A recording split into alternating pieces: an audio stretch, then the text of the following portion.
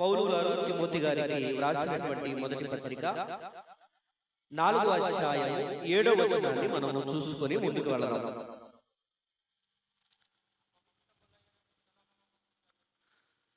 అపవిత్రములైన ముసలమ్మ ముచ్చటలను విసర్జించి దేవభక్తి విషయములో నీకు నీవే సాధకము చేసుకొనుము అంటున్నాడు. ప్రభువునందు ప్రియమైన దేవుని వారలారా, అపోస్తలుడైన పౌలు గారు తన ప్రియకుమారుడైన తిమోతి గారికి భక్తిని గూర్చిన గొప్ప విషయాన్ని తెలియజేస్తున్నాడు. తెలియజేస్తూ ఈ వాక్య భాగములో మనతో ఆనాడు తిమోతి గారితో పౌలు గారు చెప్తున్న మాట ఏంటంటే, అపవిత్రములైన ముసలమ్మ ముచ్చటలను విసర్జించి దేవభక్తి విషయములో నీకు నీవే సాధకము చేసుకొనుము అంటున్నాడు. దేవభక్తి విషయములో నీకు నీవే సాధకము చేసుకొనుము అంటున్నాడు. చూసారా? అంటే తిమోతి గారి యొక్క వ్యక్తిగత జీవితమును గురించి, తిమోతి గారి యొక్క భక్తి జీవితమును గురించి అనుభవజ్ఞుడైన ఒక వృద్ధుడు, ఆధ్యాత్మికంగా దేవునిలో ఒక ఉన్నత శిఖరంలో ఉన్న పౌలు గారు ఏమనంటున్నాడంటే, దేవభక్తి విషయములో నీకు నీవే చేయమన్నాడు, సాధకము చేసుకొనుము అంటున్నాడు కదా. నీకు నీవే అంటున్నాడు, ఎవరో కాదు. నీ భక్తి జీవితమును గురించి నీకు నీవే ఏం చేసుకోమంటున్నాడు, సాధకము చేసుకోమంటున్నాడు. అంటే సాధకం అంటే ఏంటంటే చెప్పండి. ఇంగ్లీష్ లో ఏమంటారంటే ప్రాక్టీస్ అంటారు. ప్రాక్టీస్ అంటే చాలా ప్రాక్టీస్ చేసుకుంటాం కదండి. ఉదాహరణకు మీకు తెలియజేస్తాను, మీరు చాలా జాగ్రత్త కలిగారండి. మీరు క్రికెట్ ఎంతమంది చూస్తారు? చాలా మంది క్రికెట్ చూస్తారు. చూడండి, ఇంటర్నేషనల్ లెవెల్లో వెళ్ళి క్రికెట్ ఆడాలంటే సగటు ఒక క్రీడాకారుడు లేదా ఒక క్రికెటర్ గల్లీ క్రికెట్ నుండి వీధి క్రికెట్ ఆడే స్థితిలో నుండి ఇంటర్నేషనల్ లెవెల్లో వెళ్ళాలంటే ఎంత ప్రాక్టీస్ చేయాలి కదా. బాగా ప్రాక్టీస్ చేస్తేనే కానీ ఆ స్థితిలోనికి వెళ్ళలేడు. బాగా సాధనము చేస్తేనే కానీ, రోజు వెళ్ళి ఉదయం లేవగానే ఇంకా రోజు ఏం చేయాలి? Practice practice. రోజు ఆడుతూ నెట్ ప్రాక్టీస్ అంటారు కదండి.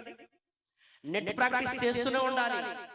అలా నెట్ ప్రాక్టీస్ చేస్తూ చేస్తూ చేస్తూ చేస్తూ ఒక ప్రవీణతలోనికి, ఒక నిపుణతలోనికి వచ్చేయాలి. అప్పుడు సెలెక్టర్స్ ఉంటారు కదా, సెలెక్ట్ చేస్తుంటారు. చాలా మంది వెళ్ళి ఆడతారండి, పార్టిసిపేట్ చేస్తారు కదా. చేసినప్పుడు 100 మందిలో ఎవరో ఒక్కడే ఏమవుతారు చెప్పండి? సెలెక్ట్ అవుతారు. ఈ మధ్య కాలంలో ఒక వింత కనబడింది. అదేంటంటే, ఒక 14 ఏళ్ల కుర్రోడు, యవనస్తుడు ఏం చేశాడంటే అందరికి ఆశ్చర్యపరిచాడు. ఎంత ఆశ్చర్యపరిచాడంటే, అనుభవము కలిగిన బౌలర్స్ ఉంటారు, అంటే బాల్ వేసేవారు ఉంటారు కదా, అనుభవము కలిగి ఆరితేరిపోయిన బౌలర్స్ వేసిన ఆ బాళ్లకు సింపుల్ గా సిక్స్లు కొట్టేస్తాడండి. అతి తక్కువ బాళ్లకు ఆయన ఏం చేశాడంటే సెంచరీ కొట్టేశాడండి. 100 కొట్టేశాడు. ఆయన మొదటి బాల్లోనే మొదటి సెలెక్ట్ అయ్యాడు కదండి. సెలెక్ట్ అయ్యి IPL లో ఆడడానికి మంచి అవకాశం దొరికింది. ఒక అవకాశంలోనే మొదటి బాల్లోనే ఏం చేశాడంటే మొదటి బంతికి 6 కొట్టేశాడు. ఆ మొదటి బంతికి 6 కొట్టినప్పుడు ఒక చిన్న కుర్రోడు అంటే యవనస్తుడండి, 6 కొట్టినందుకు చూడండి, మన మొబైల్లో వచ్చేస్తుంటది అవి కదా, రీల్స్ వస్తుంటాయి.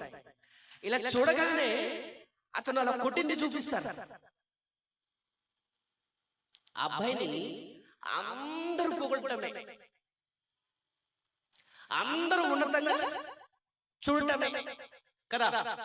అంటే అతి తక్కువ బంతిలో సెంచరీ చేసిన ఒక చిన్న 14 ఏళ్ల కుర్రోడు అసలు ప్రపంచానికే ఆశ్చర్యపరిచాడు. దానికి కారణం ఏంటి? సాధకం, ప్రాక్టీస్. అంటే మీరు చూడండి, ఈరోజు ప్రాక్టీస్ అనేది చాలా ప్రాముఖ్యమైనది ప్రభునందు ప్రేమైన దేవుని వల్లరా. అంటే పౌలు గారు తిమోతి గారికి ఒక ప్రాక్టీస్ సాధకం కోసం చెప్తున్నాడు. ఏ సాధకం కోసం చెప్తున్నాడంటే శరీర సంబంధమైన సాధకం కొరకు చెప్పట్లేదు. ఇప్పుడు ఆ కుర్రోడు క్రికెట్ ప్రాక్టీస్ చేశాడు కదా, చేసినందుకు ప్రపంచము ఆశ్చర్యపడింది. 14 ఏళ్ల అబ్బాయి క్రికెట్ ప్రపంచంలోనే ఒక వింతను సృష్టించాడని వందల మంది చెప్పుకుంటున్నారు. దానికి కారణం ఏంటంటే చిన్నతనము నుండే అతను ప్రాక్టీస్ చూసిన, అంటే ఆ క్రికెట్ చూడడానికి వెళ్ళిన నాటి నుండే ప్రాక్టీస్ మొదలు పెట్టేసేటండి. 6-7 సంవత్సరాల్లోనే సెలెక్ట్ అయిపోయాడు. 14 సంవత్సరాలు వచ్చేది ఇంకా ఐపీఎల్లో ఆడి ఆశ్చర్యపరిచాడు. దానికి కారణం ఏంటి చెప్పండి? ప్రాక్టీస్. ప్రభునందు ప్రేమ దేవుని వాళ్ళరా. అలాగే మనకు ఎక్కువ మంది మన గ్రామాలలో వాలీబాల్ ఆడుతుంటాం కదా. చూడండి, వాలీబాల్ కూడా ఆడేవాళ్ళు స్పైక్ చేసేటప్పుడు కానీ, లేదా సెట్టింగ్ ఇచ్చేటప్పుడు కానీ, లేదా టచ్ ఇచ్చేటప్పుడు కానీ మనం ఆడిన వాళ్ళే కదా వాలీబాల్. అంటే ప్రాక్టీస్ అనేది లేకపోతే వాలీబాల్ ఆడగలమా? ఆడలేమే కదా. అంటే ఒక వాలీబాల్ ఆడాలంటే మొదట నుండి టచ్, సెట్టింగ్, స్పైకింగ్, అంటే మంచిగా ఆడాలంటే ఏముండాలి మనకు? ప్రతిరోజు ప్రాక్టీస్. ఉదయం లేచిన వెంటనే వెళ్ళిపోయి ఏం చేయాలి? ప్రాక్టీస్ చేయాలి. మరలా సాయంత్రం మరొక విచిత్ర గాథ మీకు తెలియజేస్తానండి. వాలీబాల్ పిచ్చి పట్టిన వారు ఎలా మారిపోయారంటే ఉదయం లేవగానే ఆడతారు. ఆడిన తర్వాత ఆ ఊసిపోదు కదా, ఆ ఊసిపోని వాళ్ళు ఎలా ఉంటారంటే ఎప్పుడు 4 గంటలు అయిపోద్దా, ఎప్పుడు 4 గంటలు అయిపోద్దా, ఎప్పుడు సాయంత్రం అయిపోద్దా, ఎప్పుడు వాలీబాల్ పట్టుకుంటానా. ఈ మనసు కలిగిన వారు అటు ఇంట్లో ఏమైపోతున్నారో తెలియదు వారికి, భార్య పిల్లలు ఏమైపోతున్నారో తెలియదు వారికి. ఎందుకంటే పిచ్చిగా ప్రాక్టీస్ చేస్తూ అందరి చేత మెప్పు పొందిన వారిని మనం చూస్తున్నాం కదా. అంటే ఇది వాలీబాల్. చూడండి, వాలీబాల్ లో కూడా సెలెక్ట్ అవ్వాలంటే ఖచ్చితంగా ఏం చేయాలి? ప్రాక్టీస్ ఉండాలి, సాధకం ఉండాలి. అలాగే కబడ్డీ. స్కూళ్ళలో మనం ఎక్కువగా కబడ్డీ చూస్తుంటాము. ఆడుతున్న వారు కూడా చాలా మంది లేకపోలేదు. అంటే కబడ్డీలో కూడా మనం మంచిగా రాణించాలంటే ఆ నియమము తెలియాలి, ఆ పద్ధతి తెలియాలి. దాన్ని ఏం చేయాలి? ప్రాక్టీస్ అనేది చేయాలి. ఎప్పుడైతే మనం ప్రాక్టీస్ చేస్తామో అప్పుడు మనము చక్కగా ఆడినట్టయితే సెట్ అవుతాం కదా.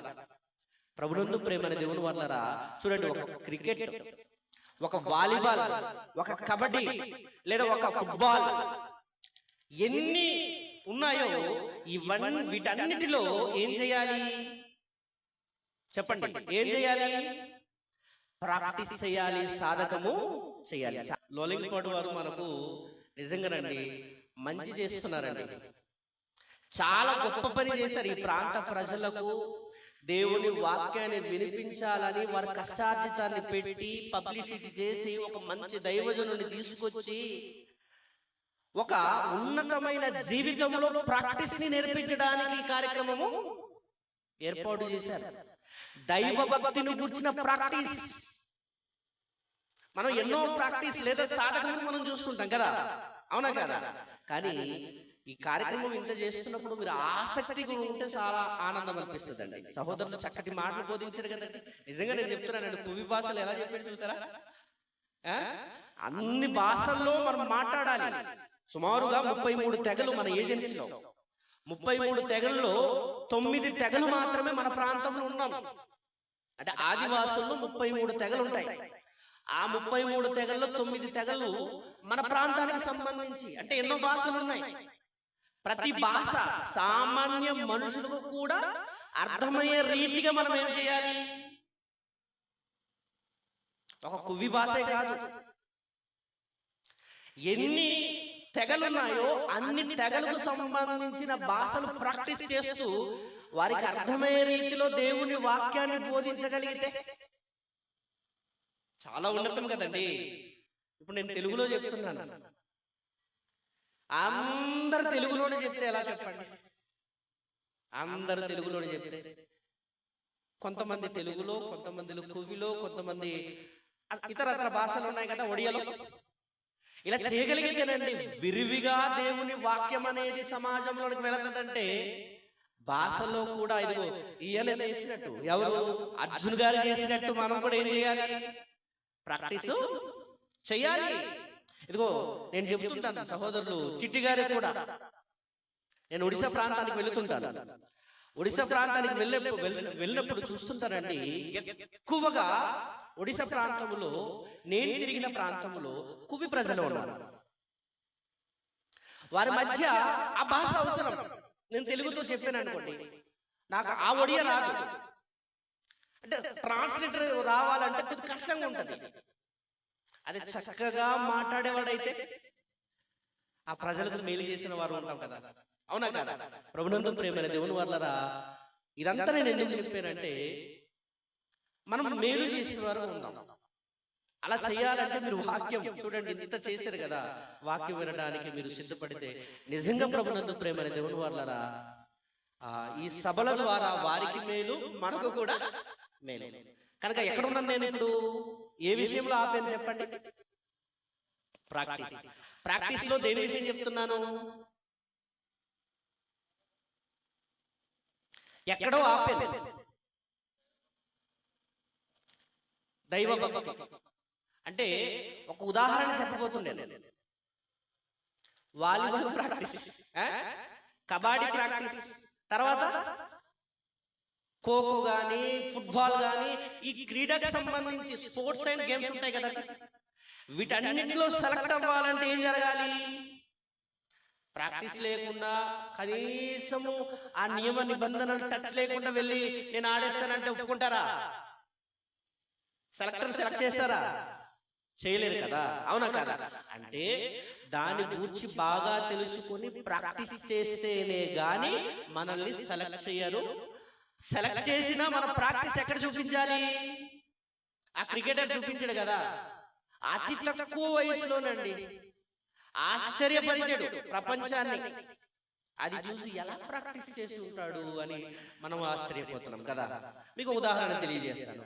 ఈ మధ్య కాలంలో ఎక్కువగా మనకు డిఎస్సి ఎగ్జామ్స్, టీచర్స్ సంబంధించిన దాంట్లో అనేక మంది, చాలా మంది ప్రాక్టీస్ అంటే ఉద్యోగం రావాలని ప్రాక్టీస్ చేయడానికి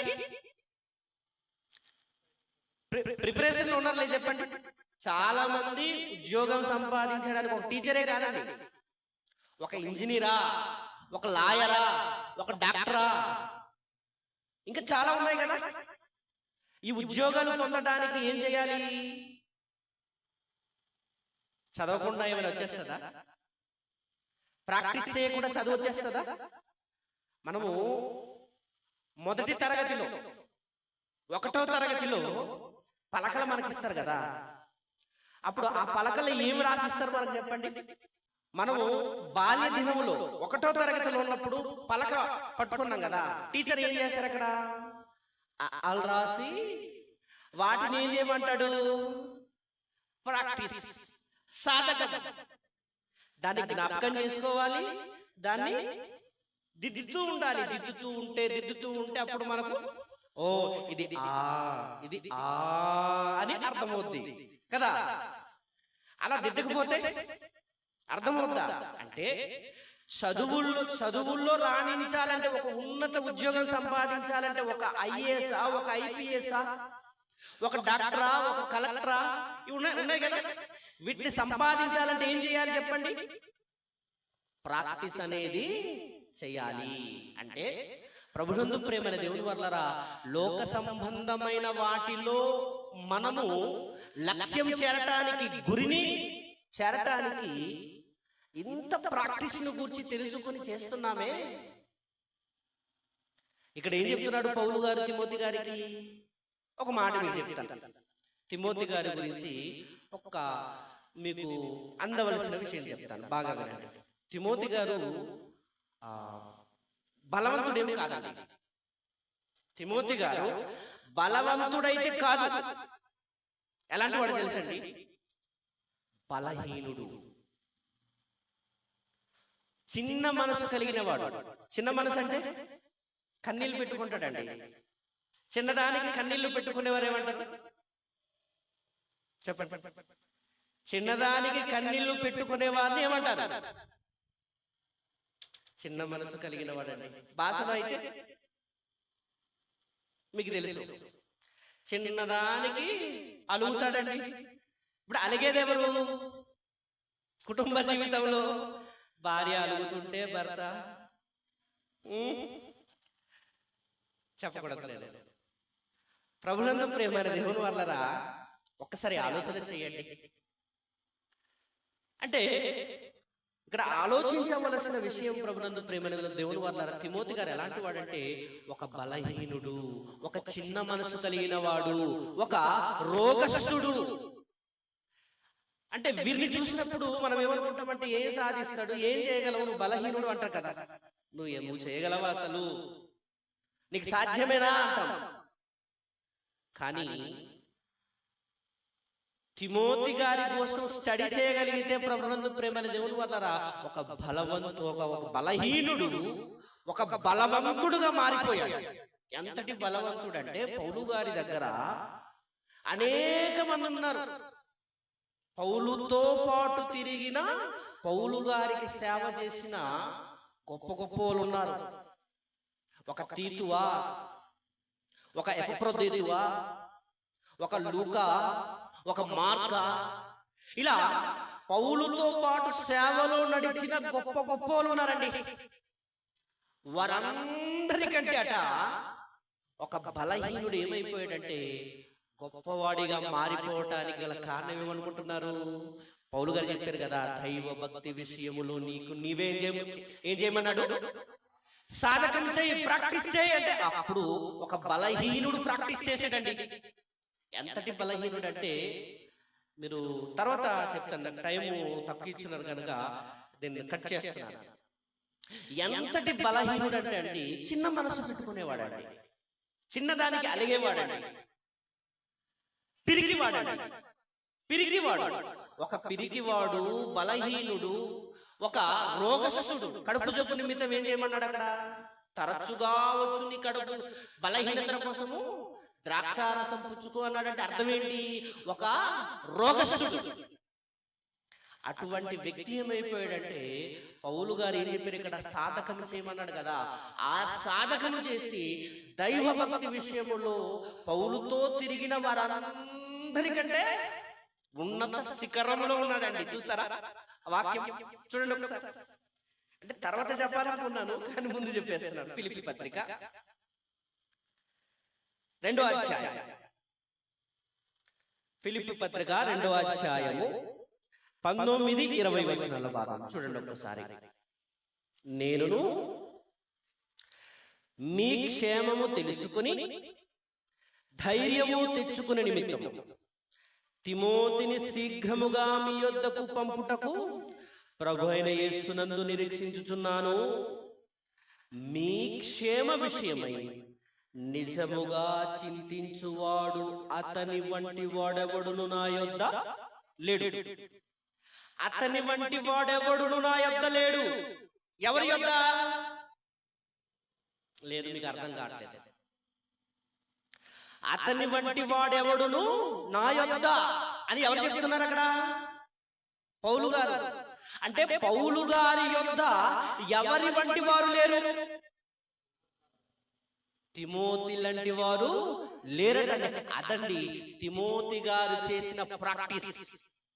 ఏ ప్రాక్టీస్ అనుకుంటున్నారు?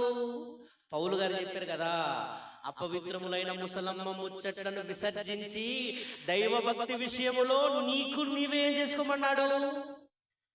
సాధకము చేయు అన్నాడు.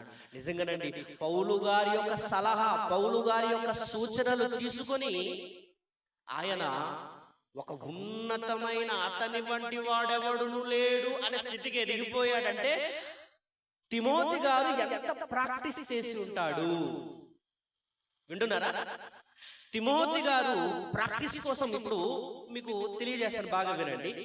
మొదటి తిమోతి పత్రిక కానీ రెండో తిమోతి పత్రిక కానీ మనం బాగా గమనించగలిగితే, మొదటి తిమోతి పత్రికలో పౌలు నొక్కి తిమోతి గారికి చెప్తున్న మాట ఏంటంటే, దైవ భక్తిని నువ్వు ప్రాక్టీస్ చేయాలి.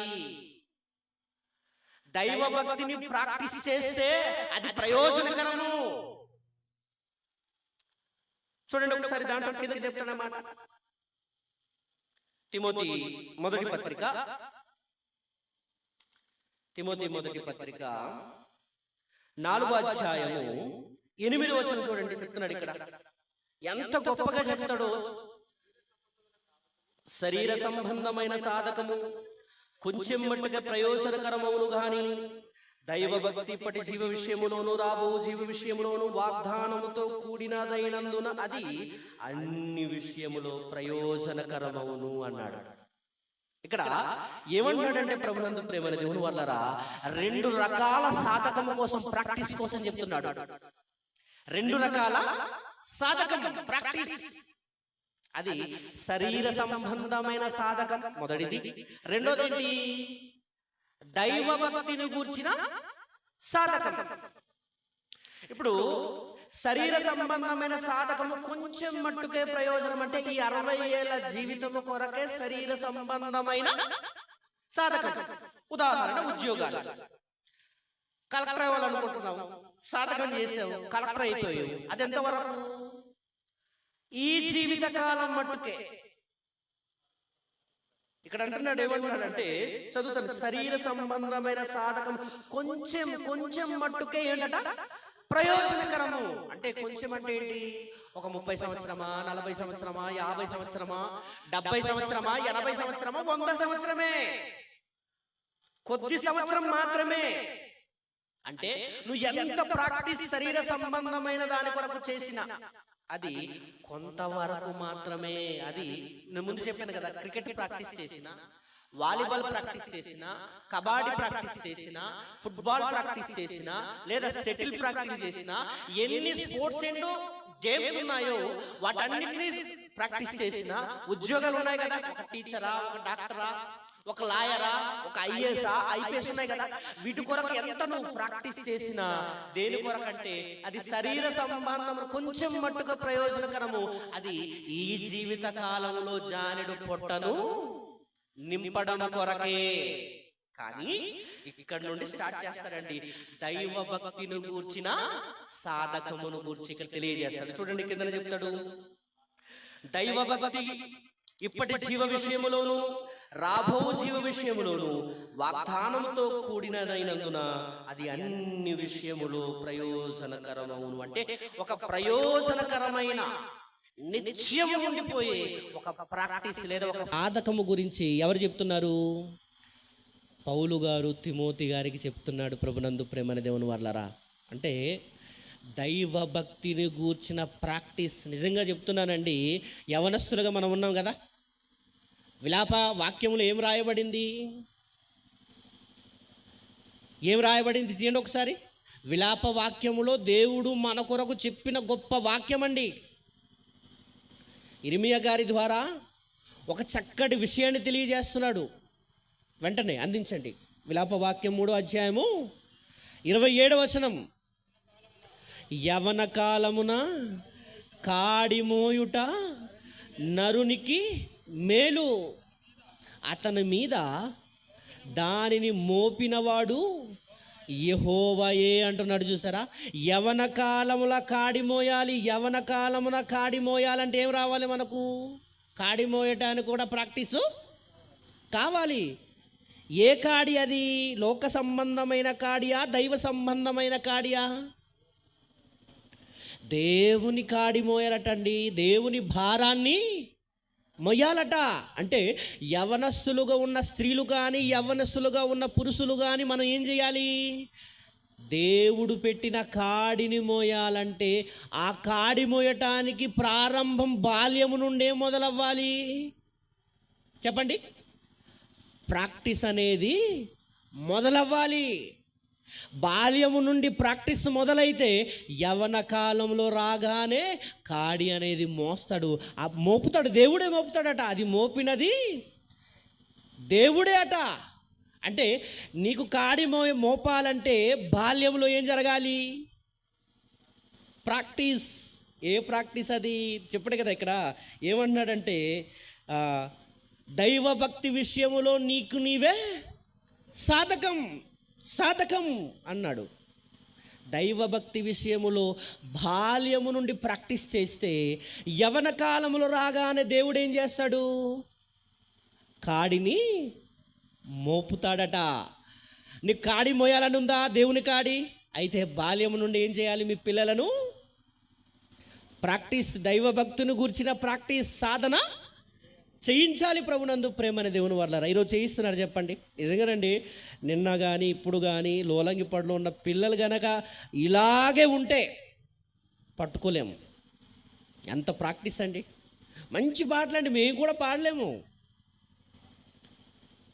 మంచి స్వరముతో ఏమంటారు ట్రాక్ ఎలాగైతే వస్తుందో దానికి ఫాలో అవుతూ చక్కగా పాడుతున్నారండి. దానికి ఏంటి? ప్రాక్టీస్. దాన్ని ప్రాక్టీస్ చేస్తున్నది ఎవరు? Sunday school teacher. అవునా కాదా? అలా ప్రాక్టీస్ చేయకపోతే వాళ్ళు పాడతారా చెప్పండి? రాబోయే కాలానికి దేవుడు చక్కటి బలమైన భారం, అంటే దేవుడు పెట్టే కాడిని మోసే స్థితికి ఎదగాలంటే ఆ పిల్లలు ఏం జరగాలంటే ప్రాక్టీస్ ఉండాలి. ప్రభునందు ప్రేమని దేవుని వర్లరా. అంటే యవన కాలములు రాగానే దేవుడు కాడిని మోసే స్థితిలోనికి మనం ఎదగాలంటే బాల్యములోనే దేవుణ్ణి స్మరణములోనికి తెచ్చుకోవాలి. నీ బాల్య దినముల యందే సృష్టికర్తను ఏం చేయమన్నాడు? దుర్దినములు రాకమునుపే అన్నాడు. అందుకే దుర్దినములు అంటే ఏంటి? నీ చావు. వీటి యందు నాకు సుఖము లేదని ఎప్పుడు చెప్తారా చెప్పండి? ముసలోళ్ళు కదా, నాకెన్ని చేసినా ఏమి, ఏ సుఖము నేను అనుభవించగలనా అంటారు. చూసారా? ఆ వయస్సు అంటే వృద్ధాప్యము రాకమునుపే బాల్యములో ఉన్నప్పుడే మనం ప్రాక్టీస్ అనేది చేయగలిగితే యవ్వనంలో రాగానే దేవుడు ఏం చేస్తాడంటే కాడి మోపుతాడు. ప్రభునందు ప్రేమని దేవుని వర్లరా, ఆ కాడి కొరకు మనము ఏం చేయాలి? ప్రాక్టీస్ అనేది, సాధకం అనేది చెయ్యాలి. ఆ సాధకము కొరకు ఒక బలహీనుణ్ణి, ఒక రోగస్తుణ్ణి, ఒక పిరికివాడిని ఇక్కడ చెబుతున్నాడు. ఏమంటున్నాడంటే దేవభక్తి విషయములో నీవు సాధకము చేసుకోమంటే సాధకము చేసాడండి. నిజంగా అతని వంటి వాడెవడును లేడు అన్న స్థితిలోనికి ఎదిగిపోయాడంటే ఆయన ఎంత ప్రాక్టీస్ చేసి ఉంటాడు. తిమోతి గారు, ప్రభునందు ప్రేమని దేవుని వల్లరా, సంతుష్టి సహితమైన దైవభక్తి గొప్ప లాభం. ఏం లాభం అనుకుంటున్నారు? శరీర సంబంధమైన సాధకం, ఐఏఎస్, ఐపీఎస్ చిన్నవండి. ఈ జీవితము కొరకే సూటిగా మాట్లాడాలంటే ఒక టీచర్ అవ్వని, ఒక లాయర్ అవ్వని, ఒక డాక్టర్ అవ్వని, ఒక ఐఏఎస్ అవ్వని, ఒక ఐపీఎస్ అవ్వని, ఏ డిగ్రీ అయినా, ఏ క్వాలిఫికేషన్ అయినా, ఏది చేసినా ఇది జానెడు పొట్టను నింపడము కొరకే కానీ పరలోకము కొరకు కాదు. పరలోకం ఇచ్చేది కాదు. కానీ పరలోకం ఇవ్వాలంటే ఏం ప్రాక్టీస్ చేయాలి చెప్పండి? దైవభక్తిని గూర్చిన ప్రాక్టీస్ చేస్తే అట సంతుష్టి సహితమైన దైవభక్తి గొప్ప లాభం. గొప్ప లాభం అన్నాడండి. నిజంగా ఒక మాట చెప్తాను. దైవభక్తి కూడా ఇక్కడ ప్రస్తావించిన ప్రస్తావనలో ఏమంటాడంటే దైవభక్తిని గూర్చిన మర్మము గొప్పది అంటాడు. అది చూసి మనం ముగించేసేద్దాము. దానికి ముందు చూడండి 6వ అధ్యాయంలో ఒక మాట ఉంటుంది. 6వ అధ్యాయం 6వ వచనం రండి ఒకసారి. 6వ అధ్యాయము 6వ వచనం. సంతుష్టి సహితమైన దైవభక్తి గొప్ప లాభ సాధకము అయ్యి ఉన్నది. అంటే లాభం పొందాలనుకుంటున్నారా? ఏ విషయంలో నువ్వు ప్రాక్టీస్ చేయాలనుకుంటున్నావు? భక్తి విషయంలోనా, శరీర సంబంధమైన ఈ జీవితం కొరకేనా? నిజంగా చెప్తున్నానండి, ఒక లోక సంబంధంగా ఒక క్రీడారంగంలో కానీ ఒక స్పోర్ట్స్లో కానీ మనం చూడగలిగితే వారు చేసిన ఈ జీవిత కాలం కొరకే. ఒక ఐఏఎసా, ఒక ఐపీఎసా, ఒక డాక్టరా, ఒక లాయరా, నువ్వు ఎంత చదువుకున్నా, నువ్వు ఏ చదువుకున్నా అది జానెడు పొట్ట కొరకే కానీ నిత్య జీవితము కొరకు కాదు. నిత్య జీవితము కొరకు ప్రాక్టీస్ చేయాలని ఎవరు చెప్తున్నారు? దేవభక్తి విషయంలో నీకు నీవే సాధకము చేయి. శరీర సంబంధమైన సాధకం ఉంది, దైవభక్తిని గుర్చిన సాధకం ఉంది. దైవభక్తిని గుర్చిన సాధకము 3 పాయింట్లు చెప్పి నేను ముగించేస్తానండి. వింటారా? జస్ట్ 3 పాయింట్లు. నా తర్వాత అన్నయ్య గారు వాక్యం బోధిస్తారు. 3 పాయింట్లు. ఎంత ప్రాక్టీస్ చేయాలి, ఎలా ప్రాక్టీస్ చేయాలి, ఎలా ప్రాక్టీస్ చేస్తే మనము ఆ పరలోకాన్ని పొందుకుంటాము. ఒక ప్రాక్టీస్ చేసిన గొప్ప మహానుభావుడు ఉన్నాడు. ఆయన్ని చూసి మనం ముగించేసేద్దాం. చూడండి ఒకసారి రెండవ పత్రిక తిమోతి 2వ పత్రిక 2వ అధ్యాయములో 2వ వచనము నుండి 10వ వచనము 9వ వచనం వరకు చదువుదాం. ఒక్కసారి చదివి వినిపించండి. వెంటనే నాకు టైం అయిపోయింది. నువ్వు అనేక సాక్షుల ఎదుట నా వలన వినిన సంగతులను ఇతరులకు బోధించుటకు సామర్థ్యము గల నమ్మకమైన మనుషులను అప్పగింపుము అని చెబుతూ ఇక్కడ మాట చెప్తున్నాడు. క్రీస్తు యేసు యొక్క మంచి సైనికుని వలె నాతో కూడా శ్రమను అనుభవించుము అంటున్నాడు. సైనికుడు ఎవడును యుద్ధమునకు పోవునప్పుడు తను దండులో చేర్చుకుని వారిని సంతోష పెట్టవలనని ఈ జీవన వ్యాపారములో చిక్కుకొనడు. మరి జట్టి అయిన వాడు పోరాడునప్పుడు నియమం ప్రకారం పోరాడకుంటే వానికి కిరీటము దొరకదు. పాటుపడిన వ్యవసాయకుడే మొదట ఫలములో పాలు పుచ్చుకొనవలసిన వాడు. నేను చెప్పే మాటలను అన్ని ఆలోచించుకొనుము. అన్ని విషయములను ప్రభువు నీకు వివేకమును అనుగ్రహించును. నా సువార్త ప్రకారము దావీదు సంతానమును పుట్టి మృతులలో నుండి లేచిన యేసుక్రీస్తును జ్ఞాపకము చేసుకొనుము అంటున్నాడు. ఇక్కడ 3 వ్యక్తులను చూపిస్తున్నాడండి. ఇక్కడ 3 వ్యక్తులను చూపిస్తున్నాడు. అది ఎవరినంటే ఒక సైనికుడిని చూపిస్తున్నాడు. చూసారు అక్కడ సైనికుడు, చూడండి సైనికుని వలె అన్నాడు. ఒకటి సైనికుడిని చూపిస్తున్నాడు. రెండోది ఏంటంటే జట్టి అయిన వాడు అంటే ఒక క్రీడాకారుడు అండి. ఇప్పటి వరకు చెప్పాను కదా, జట్టి అయిన వాడంటే బాగా ప్రాక్టీస్ చేసి ఆరితేరిపోయిన క్రీడాకారుణ్ణి ఏమంటారంటే జట్టి అయిన, అంటే బహుమానాన్ని కిరీటాన్ని పొందుకునే వారు ఏమంటారు? జట్టి అయిన వాడు అని అంటారు. అంటే జట్టి అయిన వాడని చూస్తున్నాము. తర్వాత ఏంటి? పాటుపడిన వ్యవసాయకుడు, అంటే బాగా ప్రయాసపడి మంచి పంటలు పండించే వ్యవసాయకుడిని చూపిస్తున్నాడు. తర్వాత ఎవరిని చూపిస్తున్నారంటే యేసుక్రీస్తు వారిని చూపిస్తున్నారు. అంటే నలుగురు ఇక్కడ కనబడుతున్నారు కదా, ఈ నలుగురికి ప్రాక్టీస్ కోసం చెప్తున్నారండి. ప్రాక్టీస్ కొరకు ఇక్కడ ఈ సందర్భంలో వ్రాయబడిన మాట ఏంటంటే, మొదట చెప్తున్నాడు చూడండి, సైనికుడు కోసం చెప్తున్నాడు. క్రీస్తు యొక్క మంచి సైనికుని వలె నాతో కూడా ఏం అనుభవించమంటున్నాడు? శ్రమలు అనుభవించు అంటున్నాడు. చూసారా, శ్రమలు అనుభవించు అంటున్నాడు. ఇక్కడ శ్రమలు అని రాసుకోండి. తర్వాత పోరాటము, ప్రయాసము. శ్రమలలో, పోరాటములో, ప్రయాసములో 3 కనబడతారు.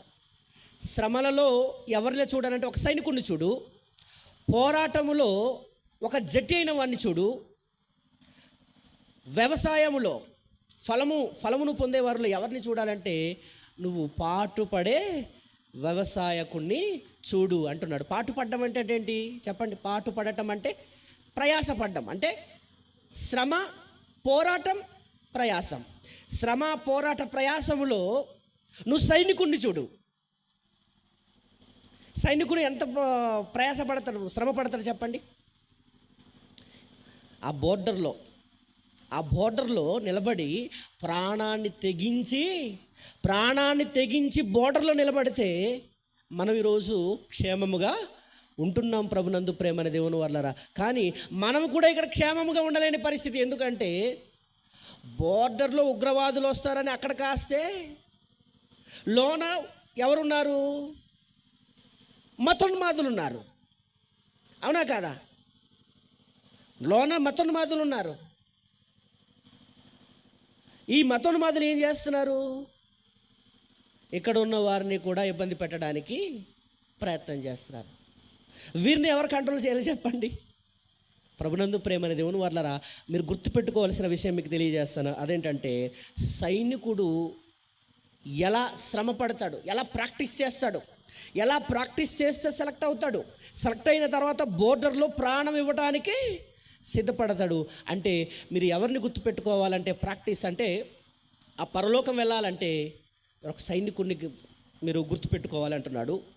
ఆ సైనికుడు ఎలా ఉంటాడంటే, సైనికుడు యుద్ధమునకు పోవునప్పుడు తను దండులు అంటే సైన్యములో చేర్చుకుని వానికి సంతోష పెట్టాలని. ఎవరిని సంతోష పెట్టాలనుకుంటాడు సైనికుడు? ఇంట్లో వాళ్ళకా? లేదండి, పెళ్లి చేసుకోవాలి, పిల్లల్ని కనాలి, కన్నాను కదా, వారికి నేను సంతోష పెట్టాలని అనుకుంటాడా సైనికుడు? ఎవరు చచ్చిపోయినా పర్వాలేదు కానీ నేను దేశ క్షేమము కొరకు నా ప్రాణాన్ని అడ్డుపెట్టి నిలబడాలని ఉంటాడు. అతనిని ఏమంటాడంటే సైనికులు అంటాడు. అతను ఎలా ఉంటాడంటే, తన్ను దండులో చేర్చుకుని వానికి సంతోష పెట్టవలనని ఈ జీవన వ్యాపారములో ఏమవ్వడట, చిక్కుకోడు. మనం ఈరోజు ఏం చేస్తాం? ఒకరోజు వస్తాం. చాలామంది అండి, ఏమో నాకు పెళ్ళైన తర్వాత సిచ్యువేషన్ ఎలా మారుతుందో తెలియదు కానీ ఇప్పుడు ప్రజెంట్ సిచ్యువేషన్ చెప్తున్నానండి. పెళ్ళైన తర్వాత చాలామంది మానేస్తున్నారండి. భార్యలు అలాంటి వాళ్ళ, వీళ్ళే అలాంటివి వారా ఏంటి అర్థం కావట్లేదు. కానీ ఒక మాట మాత్రం చెప్తానండి. అదేంటంటే, శరీర సంబంధమైన మనసు కలిగిన అమ్మాయిని వివాహం చేసుకున్నవాడు ఆత్మ సంబంధి అయితే ఇద్దరికి మ్యాచింగ్ కుదరదు. ఒక ఆత్మ సంబంధికి వివాహం ఆడాలి. ఒక శరీర సంబంధికి వివాహం ఆడారనుకోండి, వారికి మ్యాచింగ్ అవుద్ది. ఒక ఆత్మ సంబంధి శరీర సంబంధికి వివాహం చేసుకున్నాడు అనుకోండి, అవుతుందా? ఈమెమో ఇల్లు కావాలంటది, తర్వాత ఆ ఇంటిలో కావలసిన నాకు సుఖవంతమైన అంటే శరీర సంబంధంగా కోరుకుంటుంది. కానీ ఆత్మ సంబంధంగా దైవభక్తిని మనం ప్రాక్టీస్ చేద్దాము, ఆత్మీయంగా పరలోకం వెళదామంటదా? చాలామంది ఇప్పటి వరకు శరీర సంబంధము కలిగిన స్త్రీలను వివాహం చేసుకోవటం వల్ల ఏం జరుగుతుందంటే, వారి యొక్క దైవభక్తి అనేది లేకుండా పోయి చాలా ఇబ్బంది పడుతున్నారు. ప్రభునందు ప్రేమల దేవుని వల్ల ఈరోజు ఓపెన్గా చెప్తున్నాను. చాలామంది వచ్చి కష్టపడి సెమినార్ ఎక్కడ పెట్టినా, మీటింగ్ ఎక్కడ పెట్టినా ఏం చేసేవారు తెలుసా? ఎంత దూరం ఉన్నా వాళ్ళు వచ్చి పని చేసేవారు. పెళ్ళైన తర్వాత ఇప్పుడు రాకపోవడానికి గల కారణం ఏంటి? పెళ్ళైన తర్వాత తరగతులకు రాకపోవడానికి కారణం ఏంటి? మరి నెపములు. సహోదరులు చెప్పారు కదా, నాకు ఇది ఉంది, నాకు అది ఉంది. ఇప్పుడు సైనికుడు అది చెప్తాడా? లేదు, నా భార్య ఏడుస్తుంది, నా పిల్లలు ఏడుస్తున్నారు, వారికి ఆహారం లేదు, డబ్బు లేవట అంటాడా? ఎవరిని సంతోష పెట్టాలనుకుంటాడు? తను దండులో చేర్చిన సైన్యం ఆ ప్రభుత్వం ఉంటుంది కదా, వారిని సంతోష పెట్టడానికి జీవన వ్యాపారములో చిక్కుకున్నాడు. అదండి సైన్యంలో చేరిన సైనికుడు అంటే. ఒక క్రైస్తవుడు ఒక సైనికుల్లా ఉండాలి, జీవన వ్యాపారములో చిక్కుకోకూడదు అంటున్నాడు. తర్వాత ఏమంటున్నాడు? తర్వాత చూడండి, జట్టి అయిన వాడు పోరాడునప్పుడు నియమ ప్రకారము పోరాడకుంటే వానికి కిరీటము దొరకదు. ఒక క్రీడాకారుడు, ఒక పరుగు పందెంలో ఉన్నవారు బహుమానాన్ని పొందుకోవాలంటే, ఒక కిరీటం పొందుకోవాలంటే ఎంత ప్రాక్టీస్ చేస్తాడు? అది ప్రాక్టీస్ చేయాలంటే నియమ ప్రకారము పోరాడాలి. ఆ నియమ ప్రకారం పోరాడకపోతే కిరీటము దొరకదు. కిరీటం అంటే ఏంటి? బహుమానం అండి. ఆప్టలు లోక సంబంధమైన చిన్న పొగడత కొరకు, చిన్న కప్పు కొరకు అంత ప్రాక్టీస్ చేస్తే పరలోకము కొరకు జట్టిగా ఉండాలట, నియమ ప్రకారం పోరాడాలట, దైవభక్తి విషయంలో ప్రాక్టీస్ ఉండాలంటున్నాడు. అంటే చూడండి, శ్రమ ఉండాలి, శ్రమలు వచ్చినా నువ్వు తొలగిపోకూడదు అంటున్నాడు. పోరాటం ఉంటుంది, ఆ పోరాటంలో నిలబడాలి అంటున్నాడు. మరలా ఏం చెప్తున్నాడు? కిందన చూడండి, ముగించేద్దాము. కిందన చూడండి ఒకసారి, ముగించేద్దాము. పాటుపడిన వ్యవసాయకుడే మొదట ఫలములో పాలు పుచ్చుకొనవలసిన వాడు. అంటే వ్యవసాయకుడు ఇప్పుడు వర్షం వచ్చినా కూడా ఇంట్లో తొంగుంటున్నాడు అంటే అర్థం ఏంటి? ఏమంటారు? సోమరి అంటారు కదా. వర్షం రాగానే పొలం వైపు మనసు వెళ్తుందంటే, నాగలి పట్టుకొని అంత సిద్ధం చేసి దున్నుతున్నాడంటే ఏంటి? మంచి ఫలమును పొందుకోవడానికి సిద్ధపడతాడు. అంటే ఒక సైనికుడు దండులో చేర్చిన వారికి సంతోష పెట్టాలని చూస్తాడు. ఒక జట్టైన వాడు కిరీటాన్ని, బహుమానాన్ని పొందాలని ప్రాక్టీస్ చేస్తాడు. ఒక వ్యవసాయకుడు ఫలమును పొందడానికి ప్రాక్టీస్ చేస్తాడు. అలా ప్రాక్టీస్ చేస్తేనే ప్రభునందు ప్రేమని దేవుని వల్లరా నిజంగా మనం నిత్య జీవానికి వెళ్ళడానికి వీలుంటుంది. ఆ నిత్య జీవానికి వెళ్ళాలంటే గొప్ప ప్రాక్టీస్ నేర్పిన మార్గదర్శి ఉన్నారు. ఎవరాయన? కిందనుంది చూడండి, యేసుక్రీస్తు ప్రభుల వారు. కిందన ఒక మాట చెప్తున్నాడు, 8వ వచనం చూడండి ఒకసారి.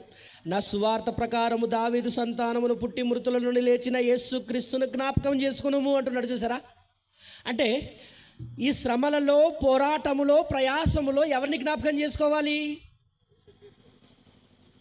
లేదండి, ఎవరు వినట్లేదు. శ్రమలలో, పోరాటములో, ప్రయాసలో ఎవరిని జ్ఞాపకం చేసుకోవాలి? యేసుక్రీస్తును. యేసుక్రీస్తును జ్ఞాపకం చేసుకుంటేనండి అసలు ప్రాక్టీస్ అంటే యేసుక్రీస్తే చేశాడండి. యేసుక్రీస్తు వారు చేసిన ప్రాక్టీస్ చూస్తారా? ఆ మాట చూసి ముగించేసుకుందాం. చూడండి ఒక్కసారి హెబ్రీ పత్రిక. యేసుక్రీస్తు వారు చేసిన ప్రాక్టీస్ చూడండి ఒక్కసారి. యవనస్తులకు చెబుతున్న మాట అండి. నిజంగా ఇవి గనక తీసుకుంటే యవనమే చాలా గొప్పదండి. హెబ్రీ పత్రిక 5వ అధ్యాయము 7వ వచనం చూడండి, ఎంత ప్రాక్టీస్ చేశాడు.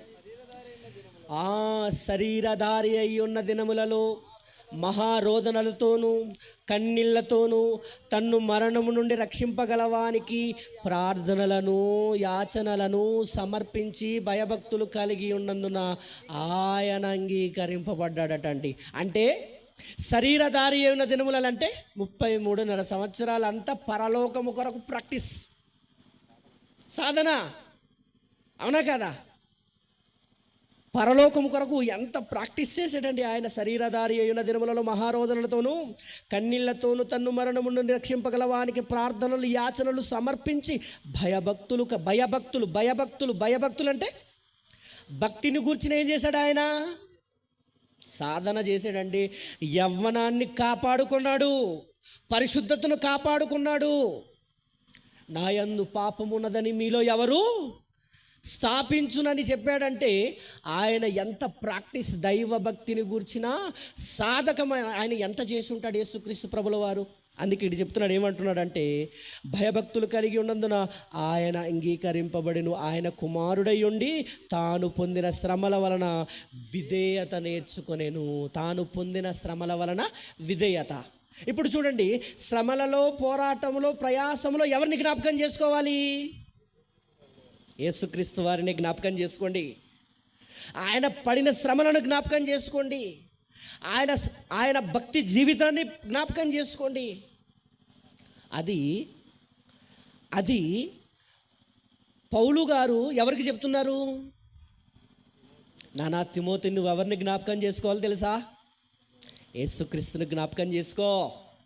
శ్రమలలో, పోరాటములో, ప్రయాసలో నువ్వు సైనికుడిని చూడు, ఒక జట్టి అయిన వాడిని చూడు, ఒక వ్యవసాయకుడిని చూడు. వారు పొందుకోవాలంటే వారి ప్రాక్టీస్, సాధన అవసరము.